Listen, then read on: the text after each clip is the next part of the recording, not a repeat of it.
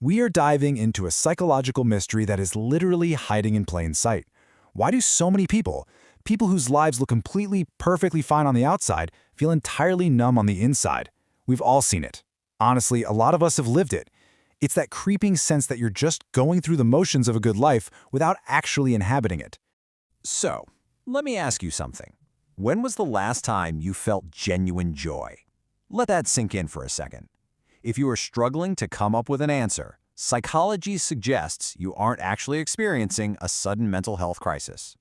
It's not a crisis, it's an erosion. An invisible, slow-moving erosion. See, you might have been performing contentment for so long and so consistently that the performance has completely replaced the actual feeling.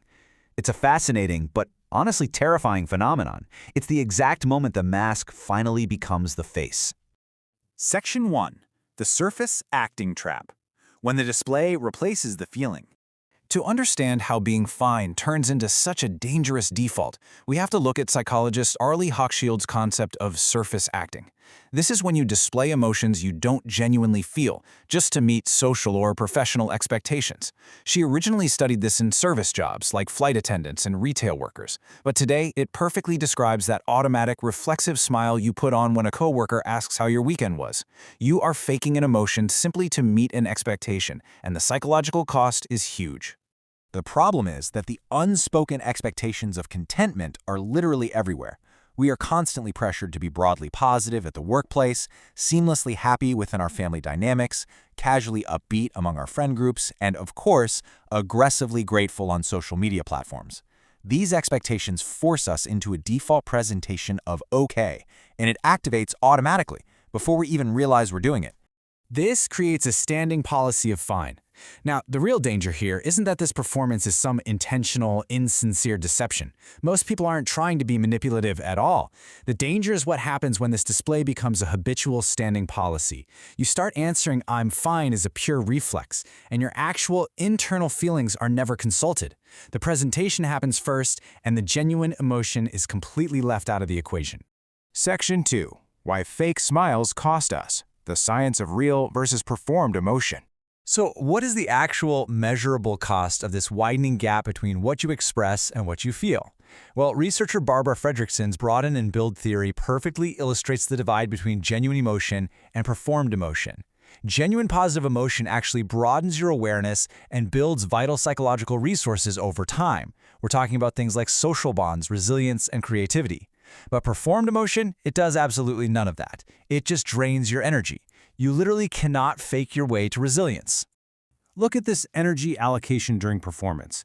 Showing contentment without experiencing it means you are spending an incredible amount of output energy on the pretending, the smiling, the nodding, all of it. Meanwhile, you entirely skip the input energy that actually makes the emotion meaningful in the first place. Over the years, this gap just gets wider. You become fluent in the language of being fine, but you completely lose the vocabulary for anything genuine. And this brings us to a crucial point. Life satisfaction itself is relatively static and does not contribute to its own positive feedback loop. This is a massive distinction. Assessing your life as adequate or checking off the cognitive boxes of gratitude doesn't actually move the needle on your well-being. You can look at your life on paper and say, "I should be happy," but that assessment is completely static. Only lived, visceral, moment-to-moment experiences of joy can initiate the process of building new emotional resources. Section 3. The anatomy of blankness. The hidden muting of emotion. Clinical language often misses the raw, visceral reality of this emotional flattening. But when researchers conduct qualitative studies on the loss of positive affect, they uncover something really fascinating. People describe a global loss of interest, a blankness, rather than a downturn. They don't describe the state as sadness or typical depression. Good things just don't register as good anymore. It's as if the signal for joy is arriving, but the receiver volume in your brain has been turned all the way down to zero. And what makes this so incredibly difficult to diagnose is that managing has been redefined as the goal. This muting is totally invisible from the outside. You still function perfectly. You meet your obligations. You look like a highly competent, put-together person. But internally, you've lost the reference point for what genuine joy actually used to feel like. You are managing life, and somewhere along the way, managing simply became the ultimate goal. Section 4. Why we keep pretending. the architecture of inertia. If this state is so emotionally exhausting and hollow, why do we stay stuck in the performance? Well, the performance sustains itself for three very pragmatic reasons. First, it is socially rewarded, and it attracts a lot less concern. Happy people are just easier to deal with. Second, it is cognitively efficient. Saying you are fine is an automatic script requiring absolutely zero internal examination. But the third reason is the heaviest. It avoids the uncomfortable accounting of missed time. Acknowledging the lie means facing the reality of how many years we might have been missing out on our own lives. Because the performance has been so continuous, you end up with absence instead of access.